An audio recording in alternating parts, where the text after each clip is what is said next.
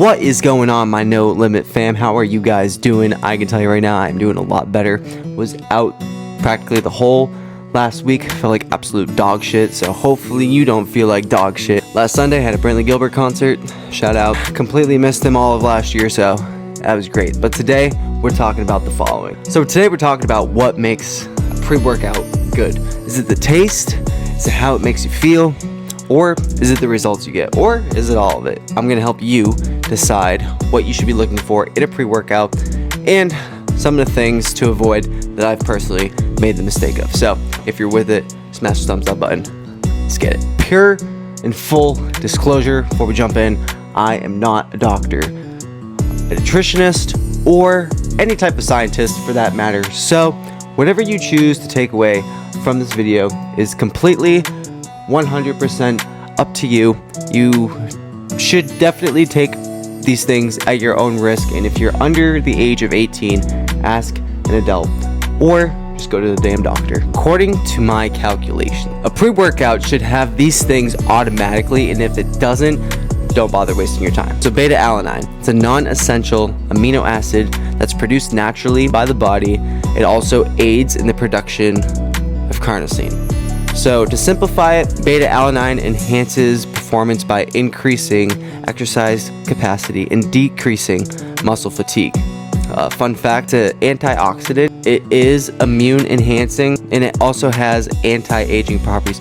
Why was it so hard for me to say that? Next we have citrulline malate or L-citrulline, either one, same thing.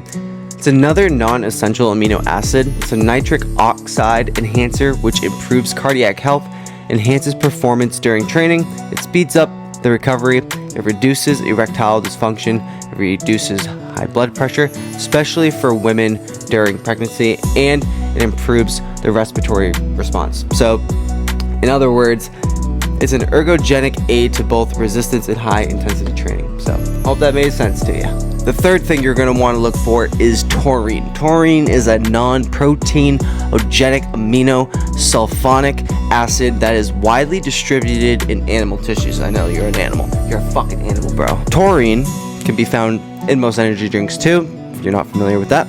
Taurine is also known to support in sports, your heart, cardiovascular health, metabolism, diabetes, hydration, brain health, prevents obesity, eye health, and supports your central nervous system. So to simplify, taurine not only makes you feel good, but it's gonna naturally keep your body healthy, which should keep you living on this earth longer. After that, you're gonna wanna look for L-theanine, which is an amino acid analog of the protein amino acid L-glutamate and L-glutamine, which are found in plant and fungi species. Theanine is also about the brain and mental support. It is shown to relieve stress disorder, improve mood, and maintaining normal sleep. And then of course we have everybody's favorite, which is caffeine. Personally, I think you should have 350 milligrams of caffeine. It's obviously more of a personal choice, but that's because I like to have long and intense sessions, so I like that amount. Caffeine is shown to produce more force for the muscle, and I just think that caffeine is really good. There's really nothing wrong with caffeine. Again, just my personal opinion. I can tell you though, if you're someone that regularly consumes caffeine, whether that be coffee, an energy drink, or an actual pre-workout, when you do that compared to not doing that, you will see a big difference. Biggest one would be a fucking headache or a migraine, because that's something that I definitely encounter, and it sucks. It really, really, really sucks. And that's just taking a half scoop, but that's also because mine was high intensity. Anyway, 350 milligrams caffeine. Try it, like it, let me know. So now we're gonna go over things to avoid when searching for a pre-workout. 1, the supplemental fact box is small. Specific ingredients and the amounts listed, they're not.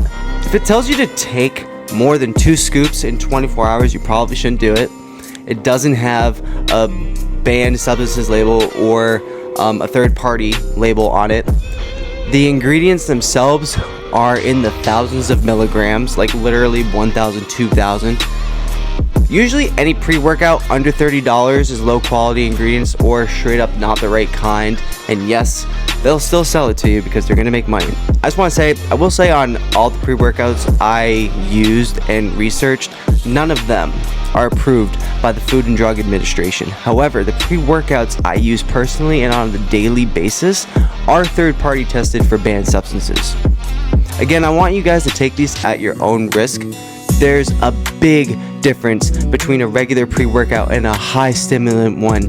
So take one with a friend if you're uneasy, so that way you can both go through it, or have someone watch you, so that way if something does go wrong, they can call an ambulance or something like that. You're gonna see amazing results when using a pre-workout compared to not using, and that's based off of my 7 years so far of doing that. For first-time users, you gotta expect the following: an overwhelming fucking amount of energy, jitteriness, itchiness, thirst, sweat, and of course, no crash. So that's what pre-workout is. Lastly, what I'm gonna do is pull up the supplements that I'm currently using, supplements I've made the mistake of using, so that way you guys can get a much better understanding as to what to use and maybe what not to use. But I hope you guys enjoyed this video, and if you did, again, please smash the thumbs up button, and if you haven't already, subscribe to more. I release fitness content every single week, both on YouTube and IG, and I don't want you to miss it. So welcome to the No Limit fam.